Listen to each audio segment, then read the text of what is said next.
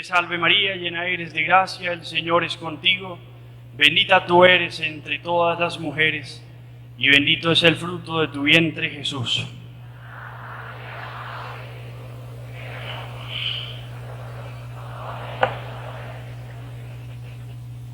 Te consagramos, Santísima Madre de Dios, esta charla, este espacio de gracia que nos regalas.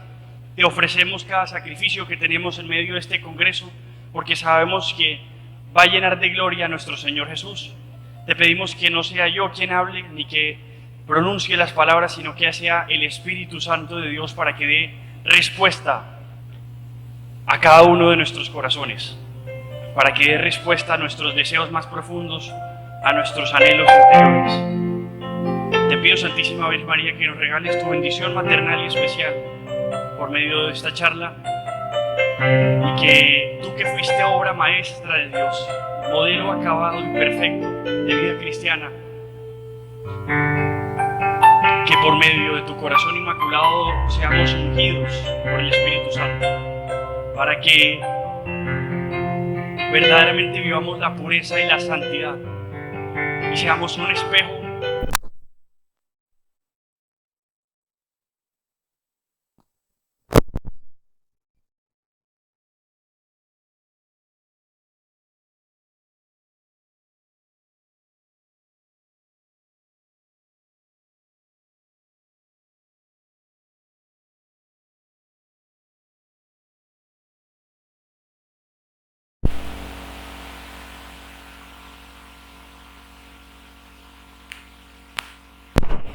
Sonido, sonido, sonido, sonido, sonido. Gloria a Dios. Volvió. Gloria a Dios. ¿Me escuchan? Bien, listo. ¿Quién como Dios? Tenemos muy poquito tiempo para hablar de muchas cosas, así que arranquemos. Esta charla se va a llamar, ojo con el tema, el amor humano en el plan divino. Repito, el amor humano en el plan divino. ¿Qué significa todo esto? A mí me pidieron que les hablara sobre el tema de la castidad y la pureza en nosotros como misioneros.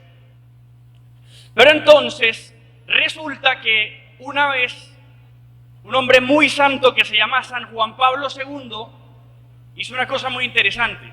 Cuando le pidieron que hablara de esto, se inventó casi 130 catequesis.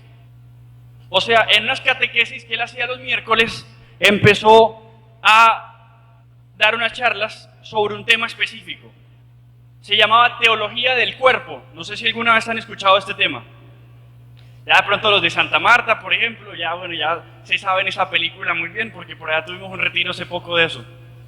Y de pronto los siervos. Bueno, estos no, todavía me falta. Entonces, ¿qué sucede? Amor humano en el plan divino. San Juan Pablo II dice una cosa interesante, dice, para que a nosotros nos enseñen, nos expliquen bien esta virtud tan hermosa de la pureza, de la castidad y todo eso, a ti y a mí nos tienen que contar nuestra historia otra vez. Eso fue lo que él dijo.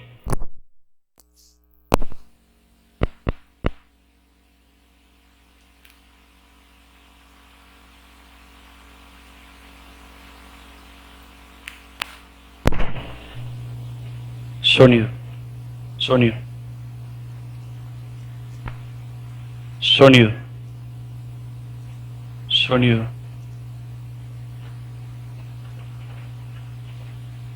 Ahí va.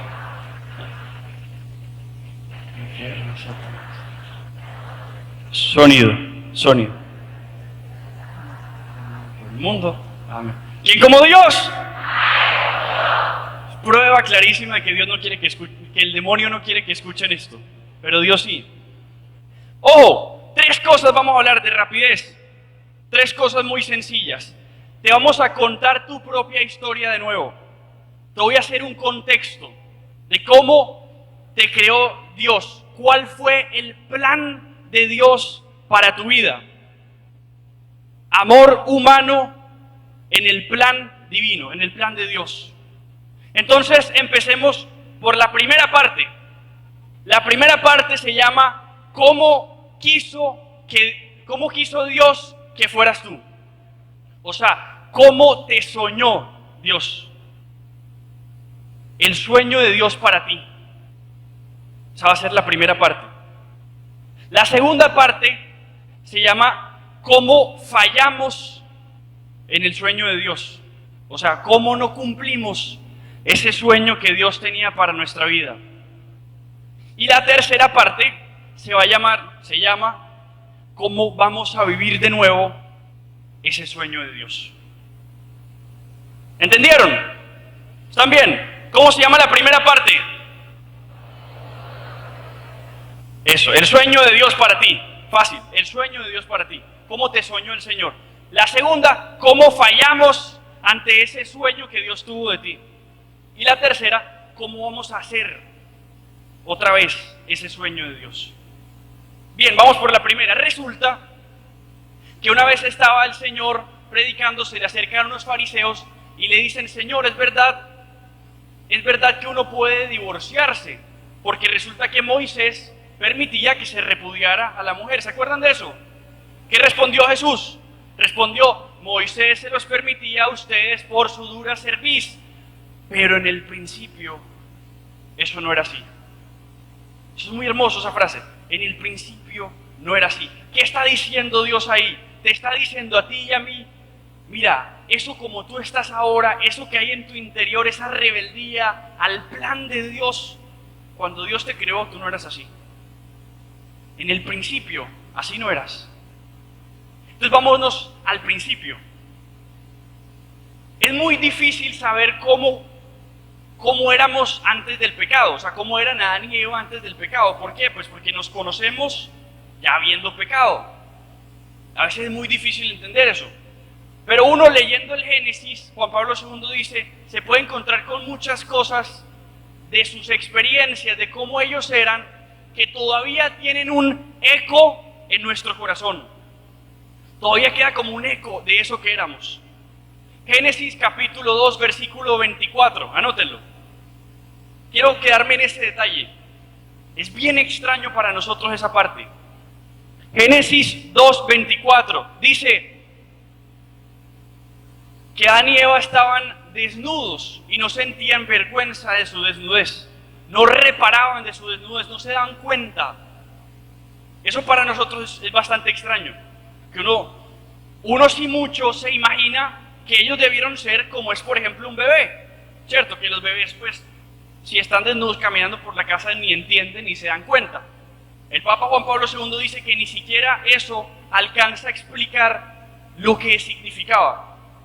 Había un santo, bueno, está en proceso ahorita de beatificación, un obispo muy santo que se llamó Fulton Sheen.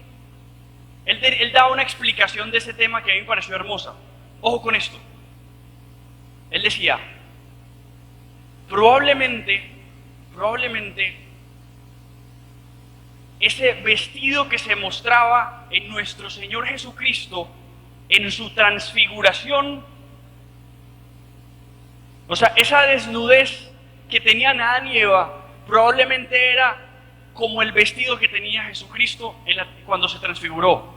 Si ustedes se van al episodio de la transfiguración, se van a dar cuenta que la palabra de Dios dice que estaba su cuerpo como iluminado, blanco, decía, que tenía el cuerpo como blanco, que parecía como un sol, que ni el mejor batanero, dice creo que el apóstol Marcos, ni el mejor batanero haría un vestido tan blanco y tan hermoso.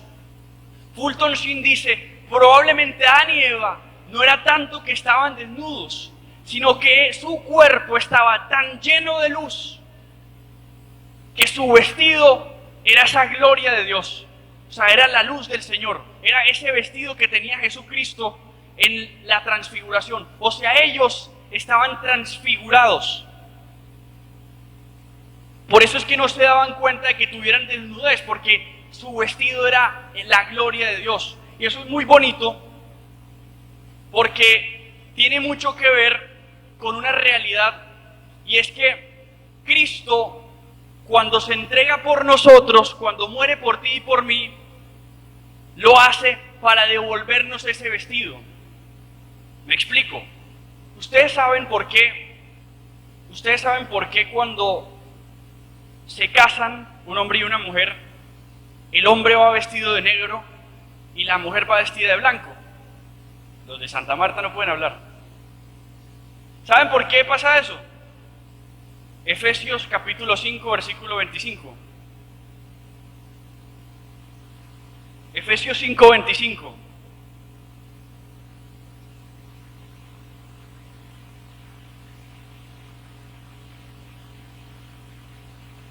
¿Qué dice San Pablo en Efesios 5, 25? Dice, habla del matrimonio.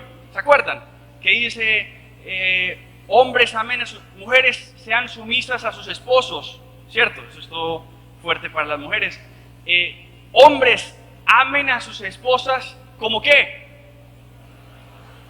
Muy bien, como Cristo amó a la iglesia. ¿Cómo amó Cristo a la iglesia? Con la muerte, muy bien. Entonces esto es una cosa doble. La mujer tiene que ser sumisa, es verdad, eso no lo estoy inventando yo, lo dice la Biblia, pero al mismo tiempo el hombre tiene que morir. O sea, el hombre cuando se casa está representando ¿a quién? A Jesucristo. La mujer ¿a quién representa? A la iglesia, muy bien. Jesucristo murió por su iglesia, entonces el hombre, ¿de qué color tiene que ir? Pues de negro, porque está yendo a morir. ¿Sí se dan cuenta? No es invento mío, eso está ahí. Mientras que la mujer, ¿de qué color va? Blanco, muy bien. Quiero que les quede mucho eso, el vestido blanco de la novia. Porque en toda la Biblia se habla de eso desde el Génesis. Esa desnudez que tenían Adán y Eva antes de pecar era el vestido de la gloria de Dios. Así fuimos creados tú y yo. El Señor cuando muere por nosotros, muere para devolvernos ese vestido. Estábamos hablando de Génesis 2.24. Antes de eso, en Génesis 2.23 dice, por tanto el hombre deja a su padre y a su madre, ¿se acuerdan de eso? Y se entrega a su esposa y se hacen una sola carne.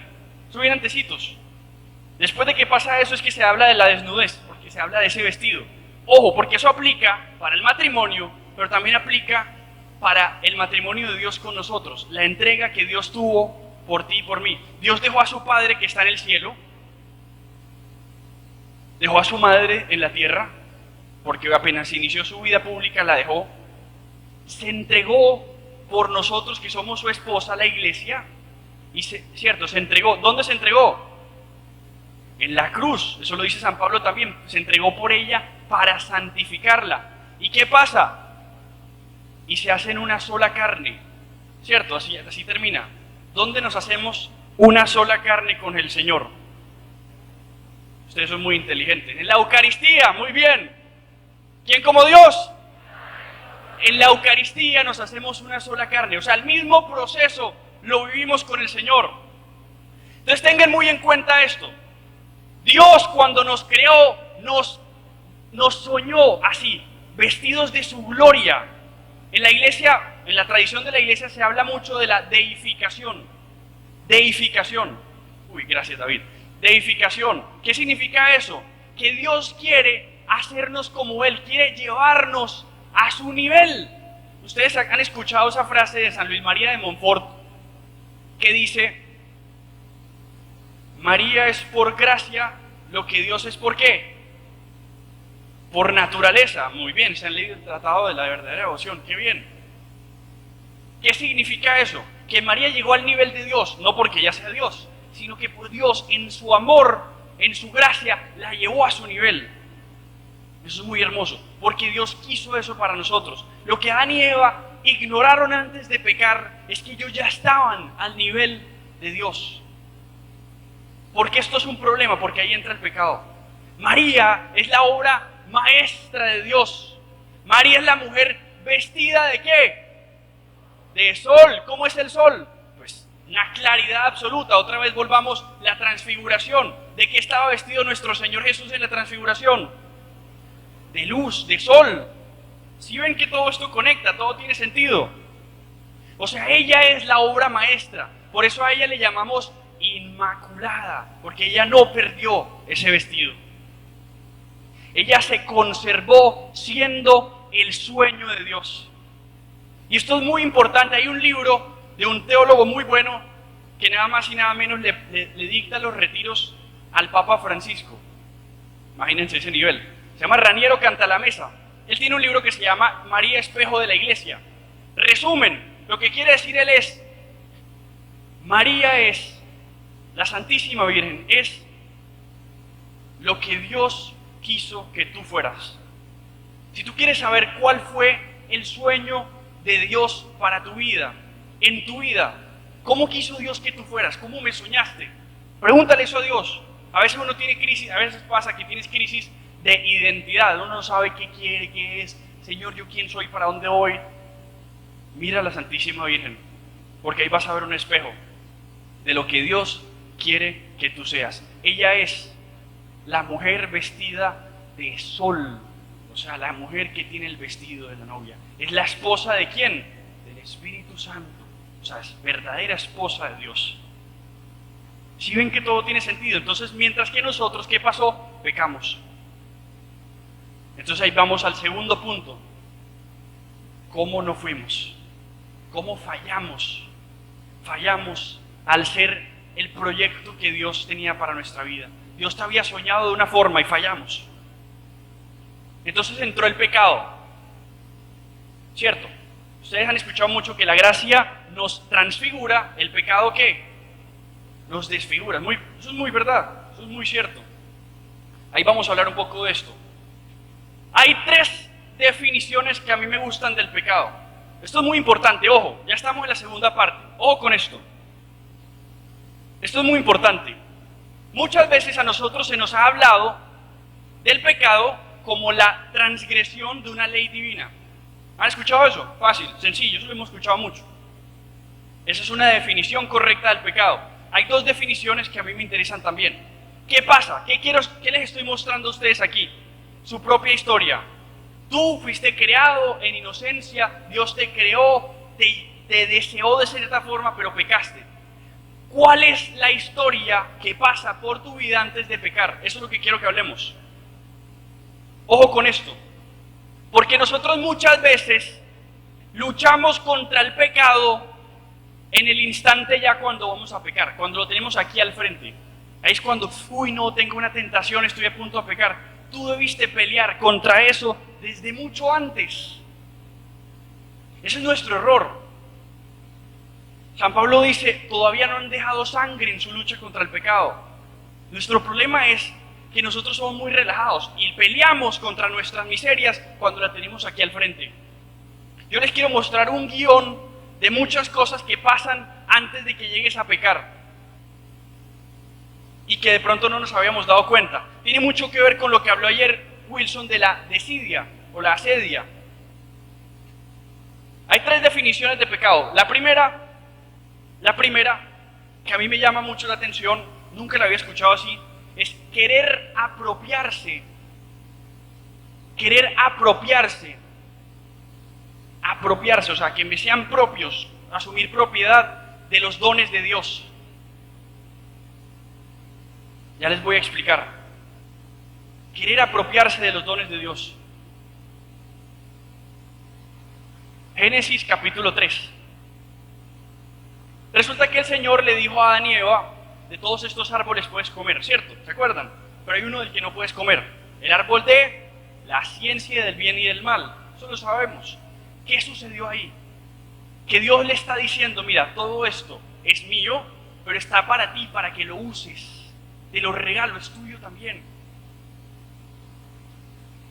El árbol de la ciencia del bien y del mal, ¿qué puede significar también? Nosotros querer apropiarnos de lo que solo a Dios le corresponde.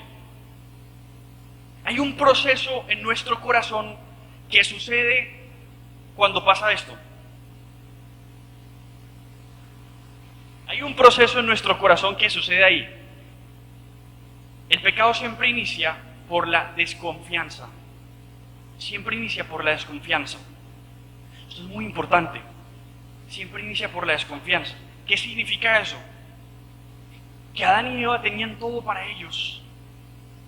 Pero es como que el demonio les empezó a infundir la duda. Juan Pablo II le llama esto dudar o poner en duda el don de Dios. Como que, ¿será que esto sí es mío? ¿Será que esto sí es para mí? ¿Me lo van a quitar? Debo apropiarme de esto. A nosotros nos pasa eso muchísimo. Dios a ti te entregó algo, te confió una misión, una familia, una vocación, algo. Y uno empieza a desconfiar. Lo puedo perder. ¿Cuántas veces nos pasa eso? Tú estás en un apostolado, tú tienes un tesoro en tu vida, el que sea. Lo mejor que tú puedes hacer para cuidar tus tesoros es no cuidarlos tú, entregárselos a Dios. Poner en duda el don. El árbol de la ciencia del bien y del mal, ¿qué es? Hombre, yo me aferro a esto para poderlo dirigir. Es decirle a Dios, a ver, quítate que estás en mi silla, ahora voy a mandar yo. Y a nosotros muchas veces nos puede pasar eso. Tú tienes una misión y Dios te está diciendo, vete por aquí. Y uno, Señor, pero es que a mí no me parece razonable esto no me parece, yo quiero hacerlo así porque aquí me voy a arriesgar y puedo perder. Les voy a poner un caso ejemplar para mí que me ha dado, yo he pensado mucho en esto, nuestra comunidad. Lazos es un regalo de Dios. En la historia de la humanidad, como el 70% de las comunidades religiosas se han extinguido, se desaparecieron, ya no existen. Muchísimas, muy santas, de fundadores muy santos.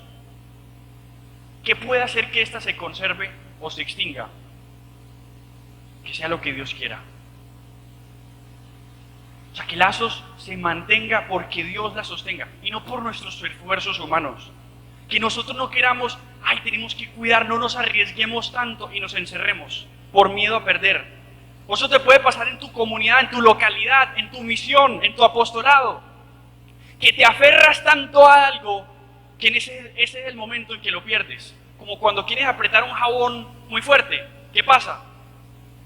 Muy bien, se resbala. Lo mismo. Querer apropiarse de las cosas de Dios es perderlas. Ahora les voy a poner el caso ejemplar. Génesis capítulo 3, en el momento en que la serpiente llega a donde Adán, a donde Eva. ¿Qué sucede? Ustedes han detallado lo que la serpiente les dice. Es que Dios sabe que ustedes van a ser como dioses. Esto es una enseñanza muy importante. Todo lo que el demonio te promete, te lo quita. Todo lo que Dios te pide, te lo devuelve con creces, con mayor generosidad. El demonio le estaba diciendo, es que Dios sabe que ustedes van a perder todo esto que tienen.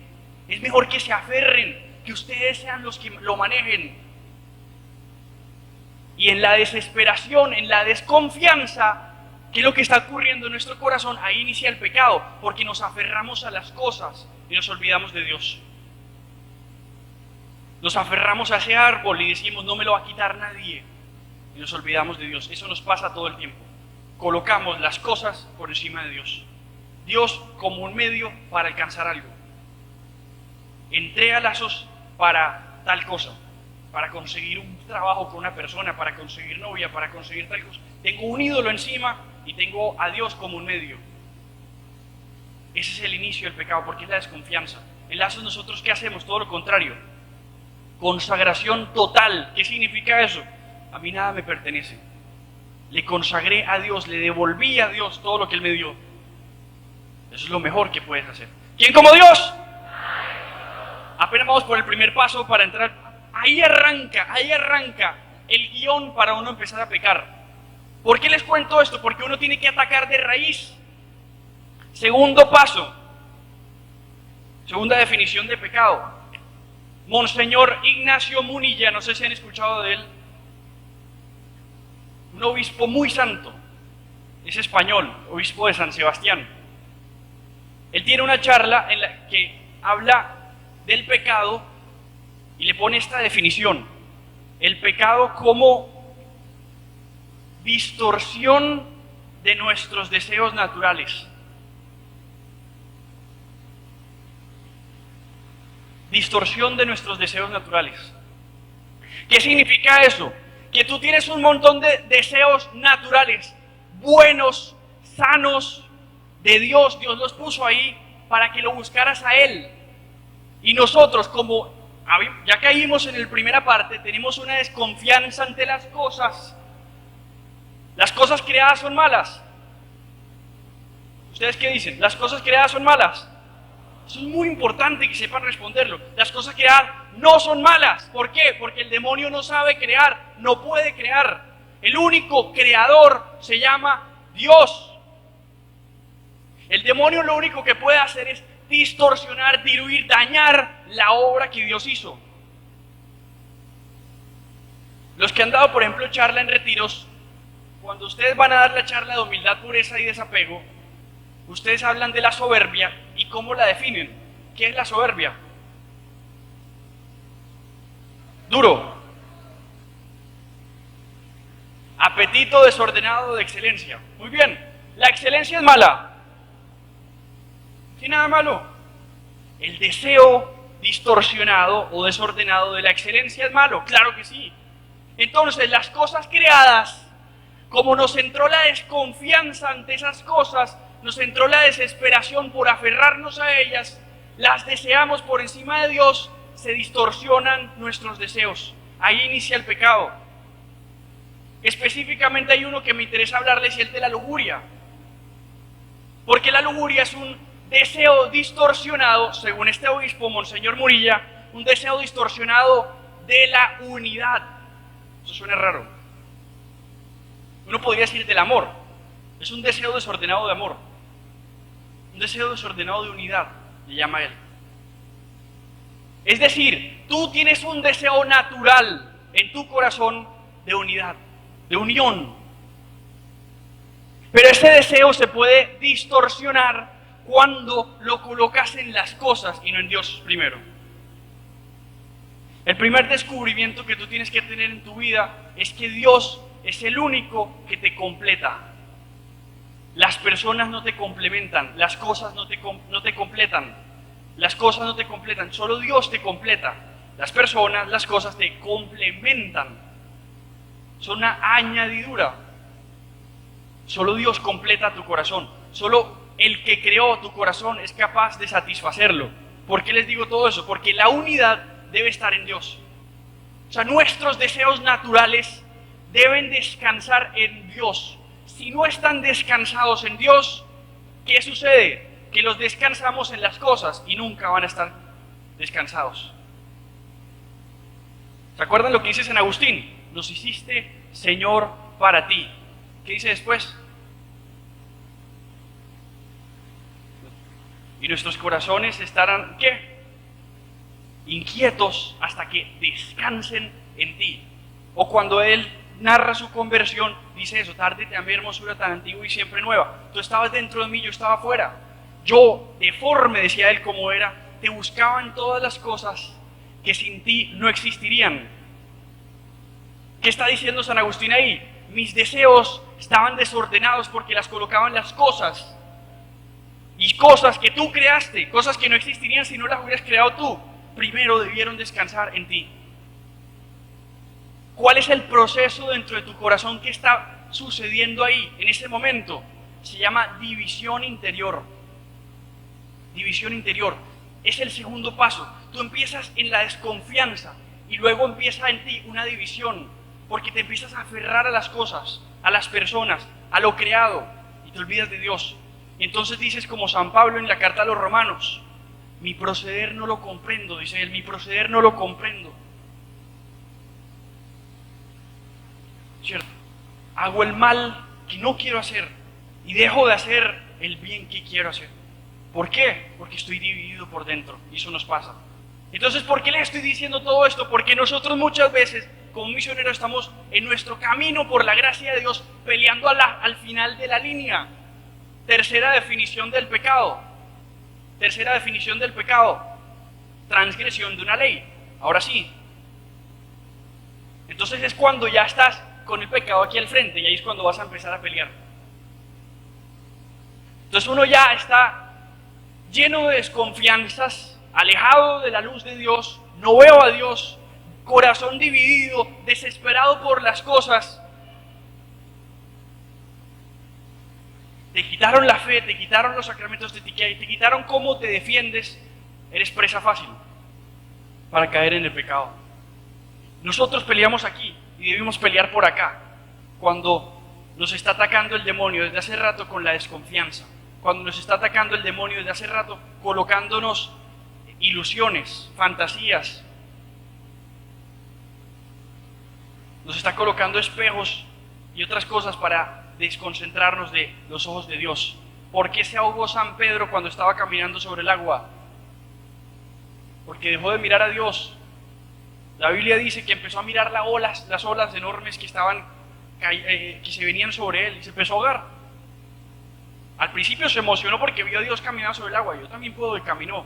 Pero miró acá, le entró la desconfianza, se empezó a ahogar. ¿Quién como Dios? Y aquí es cuando ya uno formalmente cae en un pecado. Y entonces, por ejemplo, ese es el momento en el que en tu corazón hay un proceso que se llama ya esclavitud. O puede ser un vicio. Y entonces uno pelea porque uno dice, yo llevo 4, 5, 6, 7, 8 años en la comunidad avanzando, rezo y no sé qué, y me mortifico y peleo y lucho y le hago. Y todavía tengo ese problema encima y me confieso de lo mismo cada vez que voy a confesarme. Porque estamos peleando aquí, en la última línea. El Señor dice, velad y orad para no caer en tentación. Velad y orad para no caer en tentación. ¿Qué significa eso? Señores, arranquen acá, cuando el demonio los está atacando con la desconfianza.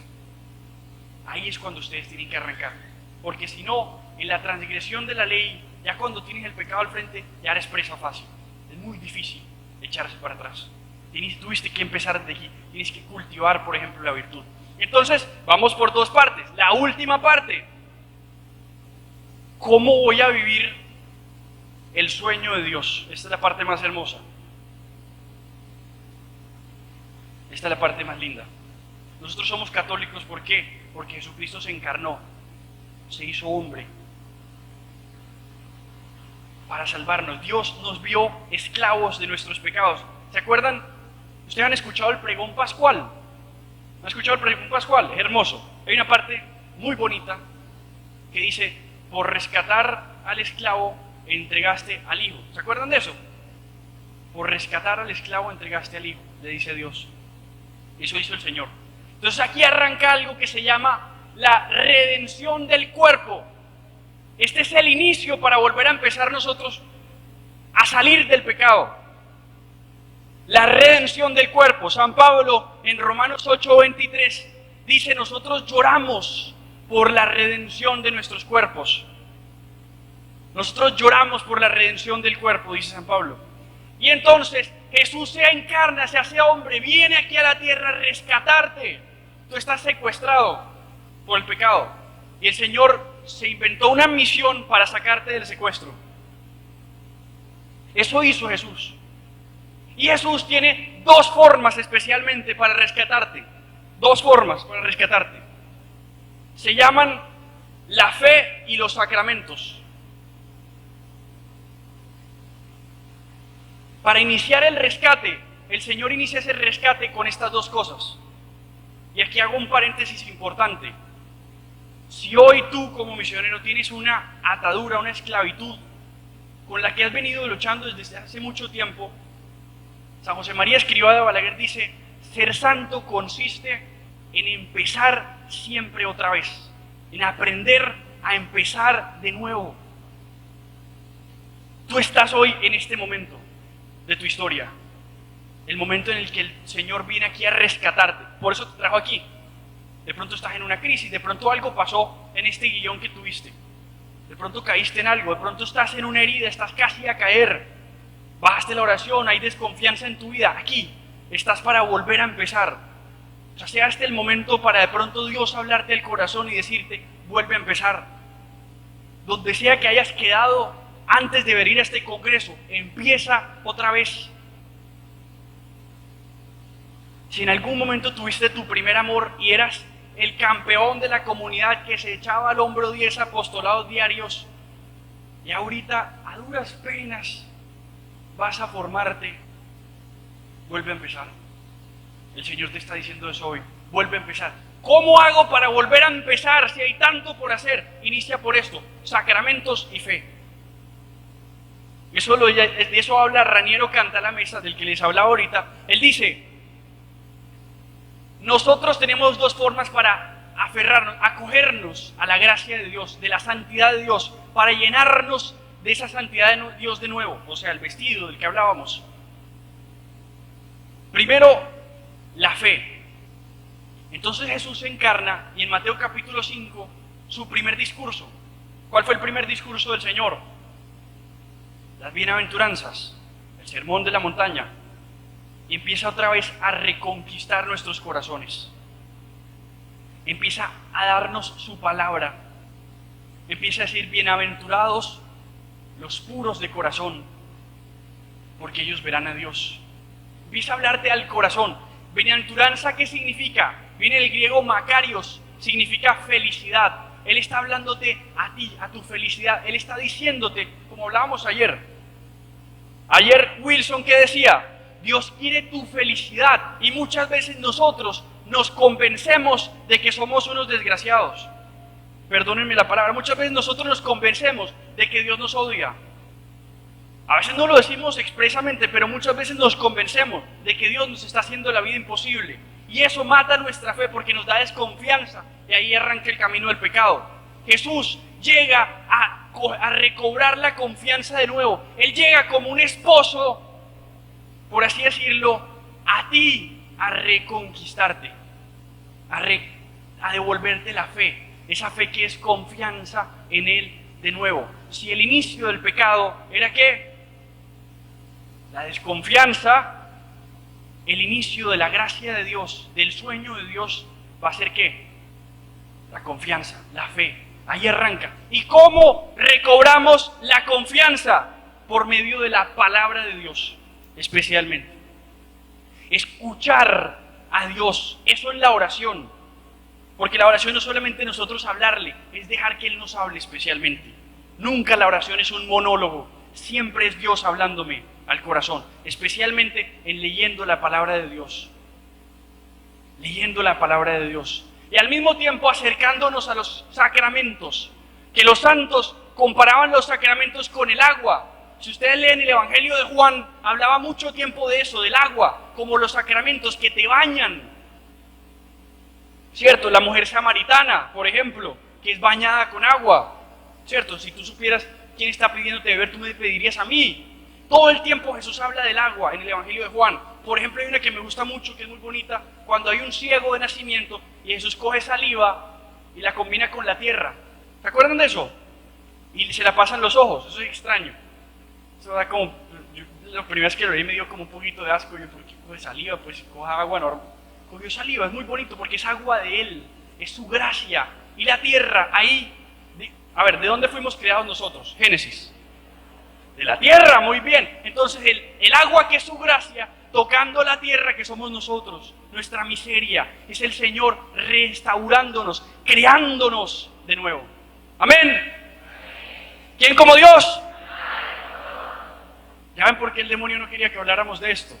Bendito sea Dios, ya podemos hablar. Entonces, ¿qué sucede? Son dos cosas, la fe y los sacramentos, que son especialmente el agua de Dios y la palabra de Dios. Ahora les voy a leer una cosa interesantísima, a ver si alcanzo de rapidez. Yo sé que estamos mal de tiempo, perdónenme, pero esto es muy importante.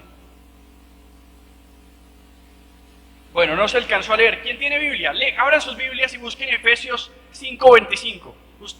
Menos mal, gracias a Dios me la aprendí. Ustedes la van a leer en sus Biblias.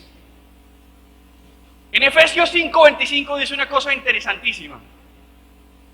Dice que el Señor dice, bueno, esposos amen a sus esposas como Cristo amó a la iglesia. Y después de eso dice que se entregó por ella para santificarla. Ojo con eso. Se entregó por ella para santificarla. Busquen Efesios 5:25 en adelante. ¿20 qué?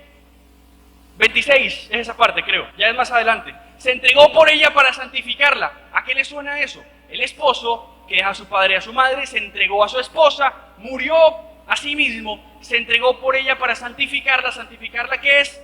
Devolverle el vestido. ¿Se acuerdan? ¿Vamos bien? ¿Están perdidos? ¿Vamos bien? Muy bien, sigan leyendo, para santificarla y para hacerla sin mancha, darle un vestido sin arrugas, creo que dice, para hacerla sin mancha, ni arruga, ni cosa parecida, a través, dice Efesios, a través de el agua y ¿qué? Y la palabra. Eso no me lo acabo de inventar yo, está en la Biblia. ¿Cómo nos conquista ese esposo de nuevo? Ahí está, Efesios 5:25. A través del agua, el agua viva, que es el sacramento. Cuando tú accedes a los sacramentos, especialmente a la Eucaristía, tú estás tocando al mismo Dios. Tú eres una sola carne con tu esposo. A los hombres eso nos da muy duro, a las mujeres eso es súper fácil. Pero que a uno le digan que Jesús es su esposo, no queda ahí volando. Pero también es a nosotros. Para una monjita o para un religioso eso es mucho más fácil incluso. Pero todos estamos llamados a eso. Todos estamos llamados a casarnos con Dios. Ahorita, Conchita Concepción Cabrera de Armida, no sé si es beata o santa, que la beatificaron, ¿cierto? Beatificaron, muy bien, es beata. Esa mujer estaba casada. Es bien interesante, esa mujer estaba casada y fundó órdenes religiosas, eso hizo de todo. Tenía como 8 hijos, creo. Una tremenda. 9 hijos, imagínense. Dice que no hay tiempo, hay tiempo. Entonces, ojo, y de ella, escriben biografías de ella y dicen que ella vivió algo que se llama la encarnación mística. ¿Qué significa eso? Esa mujer estaba casada con Dios, tenía a Dios mismo encarnado en ella. Vivió el matrimonio así como Santa Teresa de Ávila. Haga de cuenta. O sea, tú y yo podemos hacer eso. Casarnos con Dios. Y ahí está. ¿Cómo inicio otra vez para casarme con Dios? Señor, te fallé. He sido infiel, Señor. ¿Cómo hago para volver? Empieza por esto, el agua y la palabra de Dios. Los sacramentos y la palabra de Dios. Empieza por ahí. Y ahora sí, después de haberles hecho todo ese resumen, de haberles contado toda su historia, les voy a hablar un poquito de un tema muy importante, la pureza. La pureza entra ahí. Porque cuando Dios redime tu cuerpo, redime tu corazón. Redime ese deseo que hay en ti de unidad, que todos lo tenemos. De unidad, pero esa unidad debe ser con Dios. Esa unidad debe ser con el Señor. Entonces Wilson ayer, por ejemplo, ahí me hizo un buen contexto para esta charla, hablaba de la vida ascética y de la vida mística. ¿Se acuerdan de eso? Muy bien. Entonces, la vida ascética, ¿en qué consistía más o menos? En la negación de uno mismo. ¿Se acuerdan? Muy bien. Negación de uno mismo. Es decir, uno tiene que aprender a renunciar, uno tiene que aprender a tomar decisiones difíciles, decirse que no. El primer camino para uno ser libre es decir no. Entre muchas veces has aprendido a decirte que no, vas a aprender a decir que sí donde es correcto. Amén. Entonces esto es muy importante porque son las dos cosas. Primero hay que aprender a decirse que no y luego hay que afirmar donde hay que afirmar. Entonces esto es muy importante. Por ejemplo, cuando uno habla de pureza y castidad, levanten la mano los que alguna vez han dado una charla en un colegio, la que sea, con la comunidad ha ido a dar una charla en un colegio. Muy bien. Yo no sé si a ustedes les ha pasado que cuando usted llega a dar la charla, usted entra allá y lo recibe la profesora, psicóloga, pedagoga, orientadora, etcétera, y se le acerca y le dice, venga, yo le voy a pedir un favor. Yo sé que usted me le va a hablar de ese tema de castidad a los niños, por favor no me los asuste. ¿Han escuchado eso? ¿Nunca les han dicho eso? Vea, no me los vaya a asustar, no les hable así como muy cruel, muy asustador. A mí me han dicho eso un montón de veces. No sé por qué en la comunidad nos tienen esa fama. Eso asustan a la gente, eso cogen y les hablan de Dios. Padre Juan Ignacio hablaba un poquito ayer de eso, ¿cierto? Cuando ponía el ejemplo del barro. Otra vez somos un poquito dramáticos, pero porque eso es muy necesario. A veces hay que mostrar evidentemente lo que sucede y lo horrible que es el pecado. Hay que mostrar lo horrible que algo es para decir que no. Tenemos que enseñarle a la gente a negar, a renunciar a cosas. Tú tienes que decirle que no a un montón de impurezas, a un montón de cosas que te están haciendo daño. Pero, ojo, al mismo tiempo, y es una parte en la que podemos fallar, tenemos que afirmar. ¿Qué significa que tenemos que afirmar? Que tenemos que vivir esa unión con Dios. Tenemos que mostrar, encontrarnos con eso que Dios nos propone. Lo aplico al caso que hablábamos ahorita del pecado. Si tú te estás dando palo todo el tiempo por un pecado, por ejemplo, de lujuria, y me reviento a 10 ayunos y llevo un mes ayunando pan y agua y estoy ahí pálido así llevado, y me estoy matando a mortificaciones y estoy luchando contra eso, bendito sea Dios, Dios te puede ayudar mucho. Pero ese no es solamente el camino. Así como tienes que pasar por la vida ascética, donde tienes que decirte que no en muchas cosas, por ejemplo, la castidad consiste en eso. La castidad es una virtud hija de la templanza. La templanza, ¿qué es? Aprender a templarse, es aprender a dominarte, a decirte que no. La única forma de ser libres de verdad es haciéndonos esclavos de la verdad. Apréndanse eso. La única forma de ser libres de verdad es haciéndonos esclavos de la verdad. Eso no es nada nuevo, eso está en la palabra de Dios. La verdad os hará libres. Muy bien. La gente que quiere buscar la libertad y no más, termina siendo ¿cómo? Esclavos. Dígale que sí nomás al niño. De tanto sí, nunca le dijeron que no. Va a ser esclavo de sus pasiones, de lo que no fue capaz de dominarse. Entonces, ¿por qué les digo todo esto? Porque tenemos que aprender a vivir la castidad, que es negarnos a nosotros mismos. Nosotros como misioneros colocamos aquí en la comunidad mucho orden y muchas exigencias. Bendito sea Dios que en Lazos somos tan exigentes. Bendito sea Dios que en Lazos somos tan exigentes. Perdónenme, a ustedes le van a vender unos zapatos de una marca que parece ser de mucha calidad y le dicen que esos zapatos cuestan 2,000 pesos. ¿Usted le cree que esa marca es de calidad? ¿Cierto que no? ¿Por qué? Porque el precio a pagar como que no cuadra con la calidad que me dicen que esto tiene. De la misma forma, señores, nosotros seguimos a Dios. Seguir a Dios significa renunciar a muchas cosas y sacrificar muchas cosas.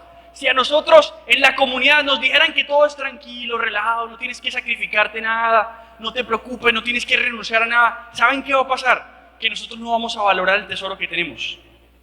Bendito sea Dios que en Lazos somos tan exigentes. ¿Pueden ustedes de pronto haber sentido en su corazón que aquí hay cosas que pueden ser una carga? Yo les aseguro que todo esto fue voluntad de Dios para que ustedes vivan en mucha libertad. Hago aquí un paréntesis. Por ejemplo, las reglas que hay en la comunidad. El hecho de que, por ejemplo, pidan que se sienten de un lado los hombres y de un lado las mujeres. Para mí eso me parece sagrado. Que coloquen las edades para los noviazgos, todas esas cosas, parecen muy bonito. Porque lo que están diciendo ahí es, ustedes valen muchísimo. Y por eso queremos cuidarlos. Aquí nos tomamos en serio a cada uno de los misioneros.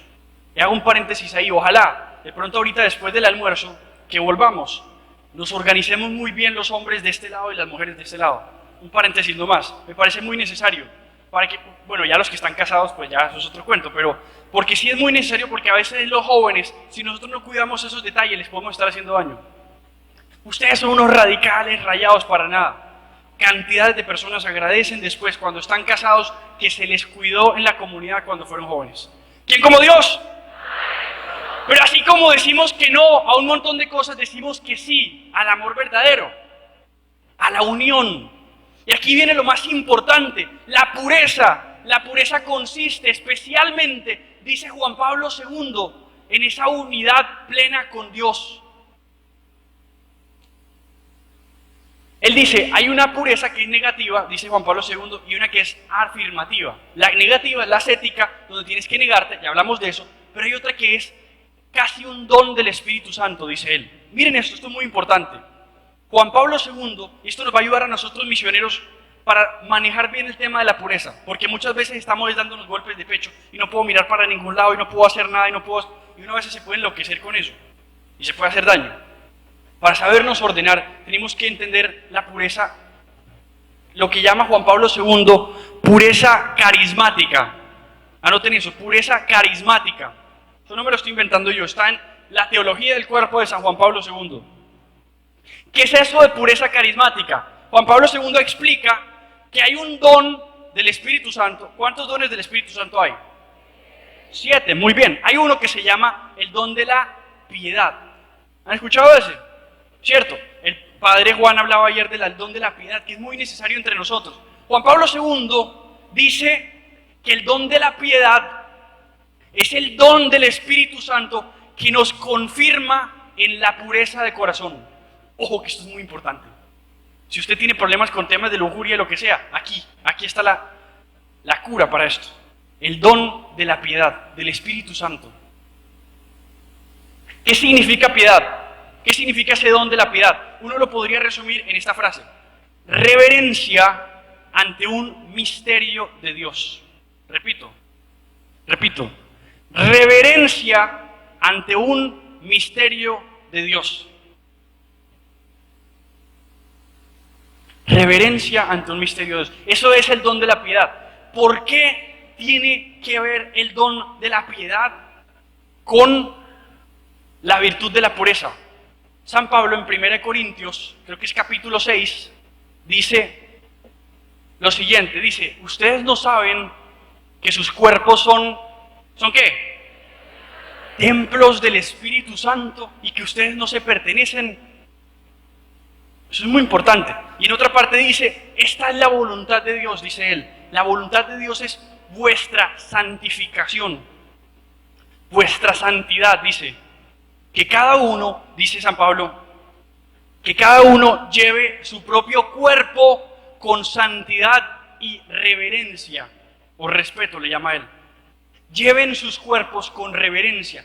Es decir, si uno entra, por ejemplo, a un templo, uno entiende que uno no se porta igual en un partido de fútbol que en un templo de Dios, ¿cierto? ¿Por qué? Porque tú estás en un lugar que es sagrado. La teología del cuerpo de Juan Pablo II dice que el cuerpo tuyo y el mío son sacramentos. El cuerpo, dice Juan Pablo II, es un sacramento. ¿Por qué? Porque expresa el misterio de Dios. El catecismo dice: Dios trazó su propia forma en nuestros cuerpos. Es decir, cuando tú ves un cuerpo, el cuerpo de una persona, que es lo que nuestros ojos materiales nos permiten ver, estás viendo la forma de Dios. Por eso dice el Génesis que fuimos creados como imagen y semejanza de Dios. Entonces, la pureza es reverencia ante un misterio. ¿Sí ven que ya empieza a tener sentido? O sea, reverencia ante un misterio. Yo estoy en un templo, aquí hay un misterio de Dios, la Eucaristía. ¿Qué sienten ustedes en su corazón cuando, por ejemplo, alguien trata, por ejemplo, la Eucaristía, la hostia consagrada, con displicencia, como con... ¿Ustedes qué sienten en el corazón? Duele, ¿cierto? Duele muchísimo. ¿Por qué? Porque ustedes dicen: por Dios, eso tan sagrado, ¿cómo lo tratan así? O sea, la mayor reverencia y respeto y trato a lo que es sagrado. Juan Pablo II dice: pues es que el cuerpo, cada cuerpo es un sacramento, porque muestra la gloria de Dios, muestra la forma de Dios. Entonces, tú debes tratarlo, debes mirarlo con reverencia. Es decir, apliquémoslo ahora sí a cosas ya más prácticas. Si una mujer, por ejemplo, está pasando y tiene una ropa muy indecente, ¿cómo sabes tú que tienes el don de la pureza? Si en vez de sentir deseos dañinos de utilizar a esa persona o lo que sea, sientes dolor. ¿Por qué sientes dolor? Pues porque lo mismo, así como maltratan la Eucaristía, por ejemplo, como maltratan un sacramento, algo sagrado, lo maltratan y te duele y tú dices: por Dios, ¿cómo te indigna? ¿Cómo pueden tratar esto tan sagrado, tan horrible? Así, cuando tú ves, por ejemplo, a alguien, cuando escuchas un reggaetón que es asqueroso y maltrata a la mujer, cuando escuchas vulgaridades, cuando ves a una mujer que se viste indecente, o un hombre que se viste indecente, lo que tú deberías sentir en tu corazón es dolor. Piensen en Lucas capítulo 7, la mujer pecadora pública. Se le acerca al Señor, se le tira a los pies. Es bien hermoso porque esa mujer reconoció a Dios, primera vez que lo ve, primera vez que ve a Jesús, y enseguida lo reconoció como Dios. ¿Se han puesto a pensar en eso? Primera vez que lo ve a Jesús, ¿qué pasa ahí? A Jesús lo invitó a comer un fariseo, un publicano, me parece, ¿cierto? Este tipo lo invita a comer como a ponerlo a prueba, no sé qué. Se le acerca a una mujer pecadora pública, se le cae a los pies y con sus lágrimas, y creo que con perfume, empieza a lavar los pies del Señor. Y le empieza a pedir perdón por sus pecados. ¿Uno cómo sabe que lo reconoció como Dios? Porque le pide perdón por sus pecados. Yo no le pediría perdón por mis pecados a ustedes. Ustedes no me pueden absolver. Un sacerdote sí, porque representa a Dios. ella vio a Dios. ¿Por qué creen que ella reconoció a Dios en ese momento? Porque allá había un montón de gente y el único que la miró distinto fue Jesús. O sea, ahí había un publicano que dijo, mujer pecadora, miserable, no sé qué, la condenó. Ahí de pronto estaba San Pedro que estaba diciendo, qué mujer tan horrible. Estaba de pronto Judas que diciendo, gastadora de perfume, lo que sea. Estaba otro que la estaba juzgando por otra cosa, otro que la estaba mirando con deseos. Jesús la miró con piedad. Con piedad. O sea, con reverencia. Vio su propia imagen. Vio su propia imagen y ahí la miró diferente. Y esa mujer se dio cuenta que ahí la miraban diferente. No la miraban utilizándola. Y reconoció a Dios. Ustedes quieren mostrar a Dios al mundo, aprendan a mirar. Bienaventurados los puros de corazón, ¿por qué? Porque verán a Dios. ¿Qué significa eso? Que ustedes son puros de corazón cuando ustedes ven a una persona y entienden que eso es un sacramento. Cuando ustedes ven a alguien y dicen, esto es un sacramento, ¿cómo lo voy a mirar? ¿Cómo lo voy a tratar? Por eso es que en Lazo somos tan bravos, tan exigentes con este tema del pudor. Porque es que lo sagrado, señores, hay que cuidarlo. Y díganos canzones y todo lo que ustedes quieran, hay que cuidar lo que es sagrado. Amén. ¿Quién como Dios? Y dice Juan Pablo II que la pureza es el vestido de la gloria de Dios. Es la gloria de Dios en el cuerpo humano. Es decir, Juan Pablo II dice, entre más puro sea un corazón, más va a reflejarse en esa persona, la luz de Dios. Y eso no me lo estoy inventando yo, eso no es invento mío. Váyanse a Mateo capítulo 6, para que vean que no es invento mío. Está en la Biblia, ni siquiera invento de Juan Pablo II, está en la Biblia. Mateo capítulo 6, después de que el Señor habla de la confianza en la divina providencia, empieza a hablar de los ojos. Y dice, la ventana del cuerpo son los ¿qué? Los ojos. Y Jesús dice, si sus ojos están enfermos, todo su cuerpo va a estar en oscuridad. Si sus ojos están enfermos, todo su cuerpo va a estar en oscuridad. Pero si sus ojos están sanos, su cuerpo va a estar lleno de luz. ¿A qué le suena eso de cuerpo lleno de luz? A ver si me han cogido en línea. ¿Ah?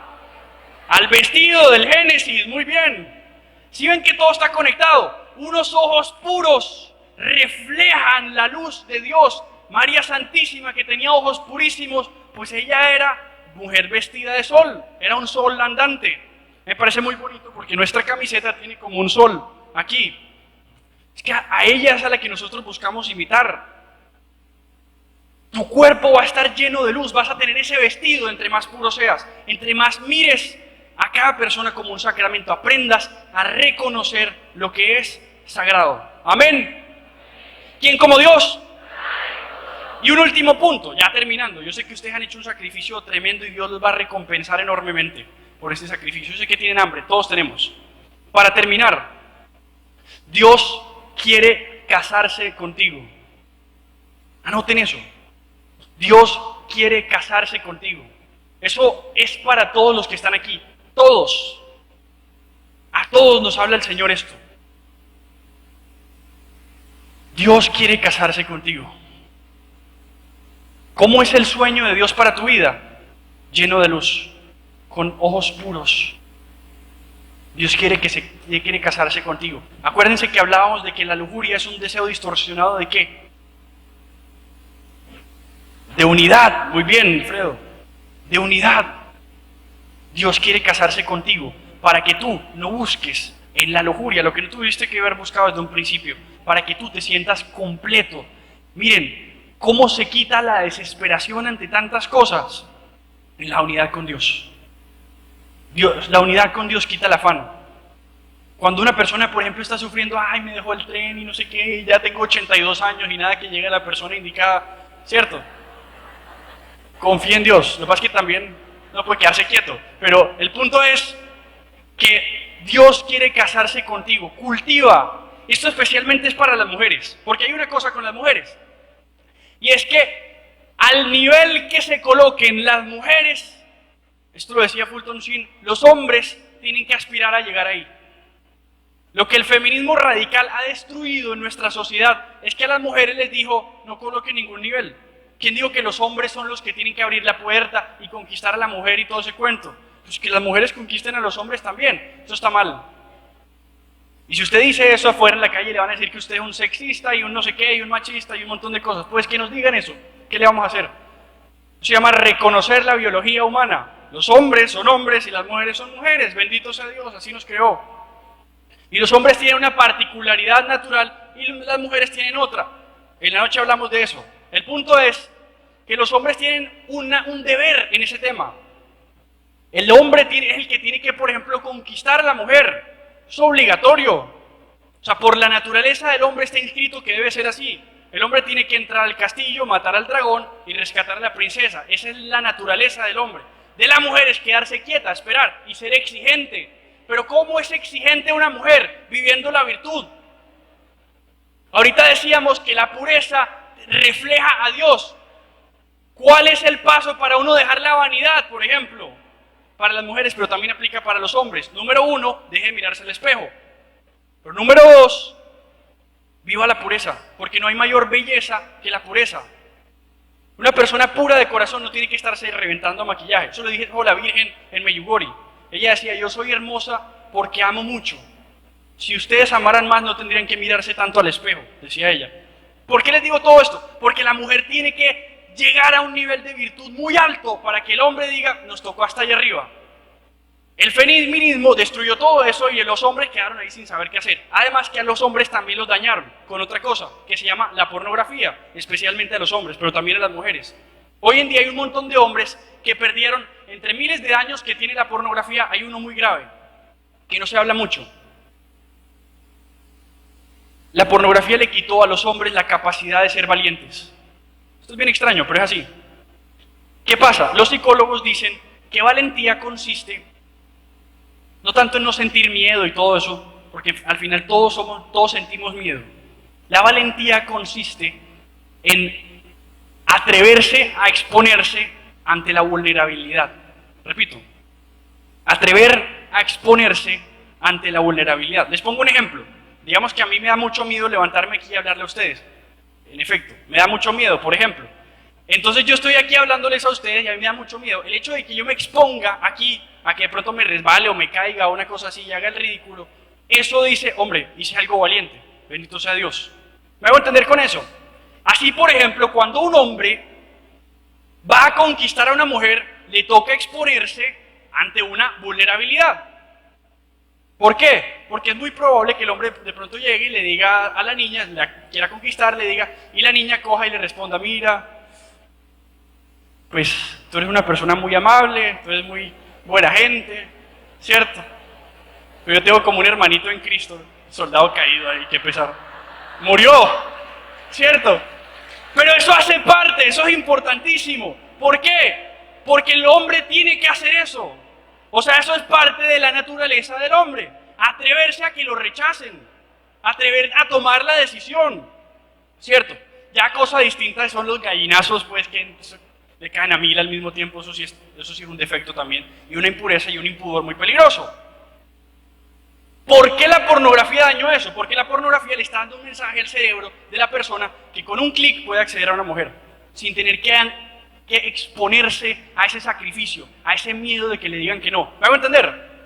¿Sí ven el daño tan horrible? Entonces, hoy en día hay un montón de hombres inseguros, destruidos por dentro por culpa de esto. Y se le hizo un daño. Entonces las mujeres son las que ahora están. Entonces hoy en día uno ve una destrucción con el feminismo radical hacia las mujeres y con la pornografía hacia los hombres. Nos destruyeron la familia a punta de eso. Matrimonios destruidos por culpa de eso, los que ustedes quieran. ¿Quién como Dios? ¿Por qué estoy hablando de todo esto? Porque eso es la pureza en nosotros. Nosotros tenemos que aprender a confiar en que nosotros tenemos nuestro corazón puesto en Dios. La unidad con Dios, descansar, ese deseo natural de unidad en Dios permite que no nos desesperemos. Y todos los pecados como estos son culpa de la desesperación. Un último punto con el pudor. Ya estoy terminando, se los prometo. ¿Cuál es la diferencia? ¿Cuál es la diferencia entre un show de fuegos pirotécnicos y una velita? Piensen en esto por un momento, reflexionen esto. La diferencia entre un espectáculo de fuegos pirotécnicos y una velita. Que el espectáculo de fuegos pirotécnicos dura ¿cuánto? Sí, mucho. Segundos. Se desaparece. Es impresionante, ¿cierto? Uno ve un montón de fuegos pirotécnicos. Atentos, aquí. Mírenme, en silencio, por favor. Uno ve un montón de fuegos pirotécnicos y te impresionan. ¿Pero cuánto dura eso? Nada. Mientras que la velita te invita a un comportamiento totalmente distinto. No te impresiona, pero te dan ganas de cuidarla. Tú tienes una velita, por ejemplo, y tú ves que la brisa la quiere apagar, ¿qué haces? Sales corriendo a taparla, ¿cierto? Esto tiene mucho que ver con el pudor. Una mujer que se viste indecentemente es como un espectáculo de fuegos pirotécnicos. Todo el mundo se impresiona, pero dura segundos. Mientras que una mujer que se viste con pudor, ¿qué mensaje está dando? Está dando un mensaje muy clarísimo. Esto que va caminando aquí es sagrado, es un sacramento. ¿Ven la diferencia? ¿Quién como Dios? Entonces, ojo, y esto es muy importante. Y esto es muy importante. San Juan Pablo II dice que el nivel de amor que tú sientes hacia una persona se mide por el grado de responsabilidad que sientes por una persona. Ojo, repito, el nivel de amor que tú tienes por una persona se mide por el grado de responsabilidad que sientes por esa persona. Entonces, ¿qué responsabilidad siento yo por un espectáculo de fuegos pirotécnicos? Me impresiona y ya se acabó. Botamos la plata ahí. Nosotros que en la primera marcha hicimos una cosa de fuegos pirotécnicos, el peor error de mi vida. Botamos un montón de plata y eso no duró nada. Ahí aprendimos. Una velita, en cambio, tú quieres cuidarla. Una velita tú la quieres proteger. Es que esto es sagrado, ¿cómo la vamos a dejar que se apague? ¿Sí ven la diferencia? Cuando una mujer está en pudor, te invita a la responsabilidad, te invita a amarla. Cuando se visten indecentemente no te invitan a la responsabilidad.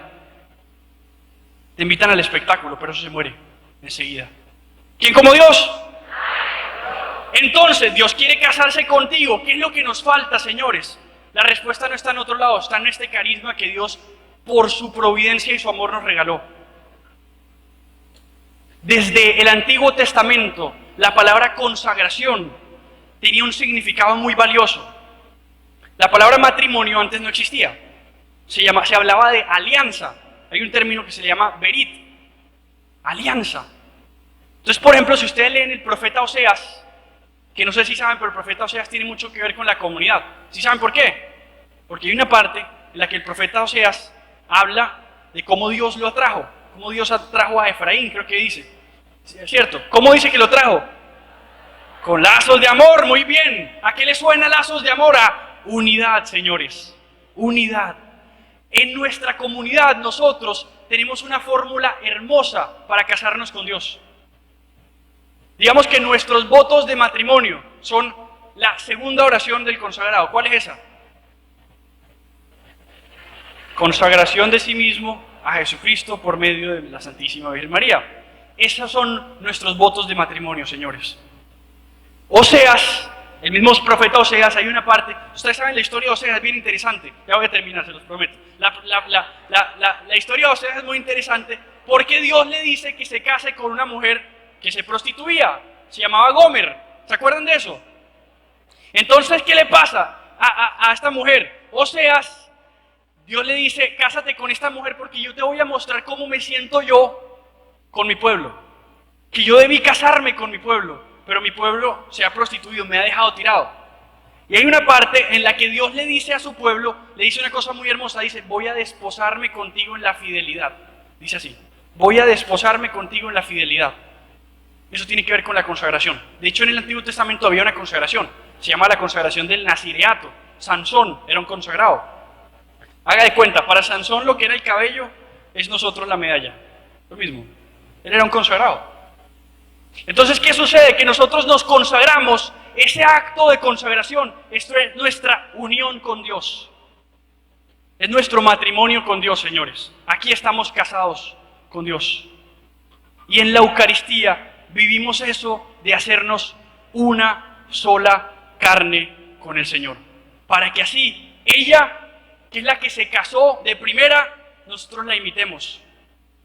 Como ella, que es obra maestra de Dios, obra perfecta de Dios, nosotros lleguemos también a ser obra perfecta del Señor. Que seamos como Dios a ti y a mí nos soñó. Nos soñó con un vestido blanco, que es el vestido de la gracia, el vestido de su amor. ¿Quién como Dios? Y después de Dios, en el nombre del Padre, y del Hijo, y del Espíritu Santo. Amén. Cerremos los ojos un momentico. Cuando nosotros nos consagramos, hacemos dos cosas, que es lo mismo que hemos hablado de la ascética y la mística: renunciar y unirnos. En este espaciecito que tenemos último aquí antes del almuerzo, aprovechémoslo para hacer eso. Dile al Señor, por medio de María Santísima, que decides renunciar a Satanás, que decides renunciar a sus seducciones, que decides renunciar a las promesas que te hizo y que de pronto le has prestado atención, a las desconfianzas que te ha incluido, a las perturbaciones con las que te ha atacado en tu cerebro, en tu mente, que decides renunciar a todos esos ataques en los que Él quiere dividirte, desordenarte los deseos, que decidimos, por la intercesión de María Santísima, renunciar completamente a la mentira de Satanás, que decidimos por la intercesión de ella, que es la primera unida al Señor, que renunciamos al pecado, pero antes especialmente como al pecado, a la desconfianza. Como renunciamos al pecado, renunciamos a la desconfianza, al temor, a las dudas.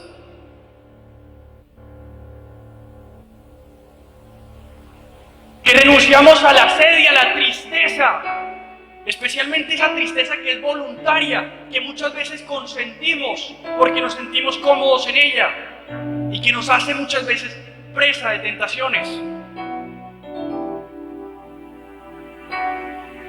Señor Jesús, en tu nombre, por la intercesión de María Santísima, yo renuncio al pecado, al demonio y a la carne, y me consagro a ti, y me uno a ti, me caso contigo, Señor, en fidelidad.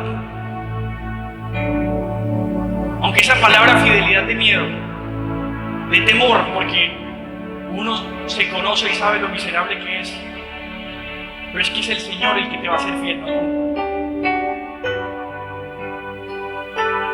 La fidelidad es un regalo del Señor que hay que pedírselo. Dame, Señor, la gracia de nunca, Señor, divorciarme de ti, de nunca fallarle a este matrimonio que tengo contigo.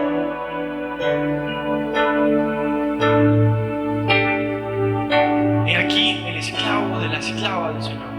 Hágase en mí según tu palabra. Gloria al Padre, y al Hijo, y al Espíritu Santo.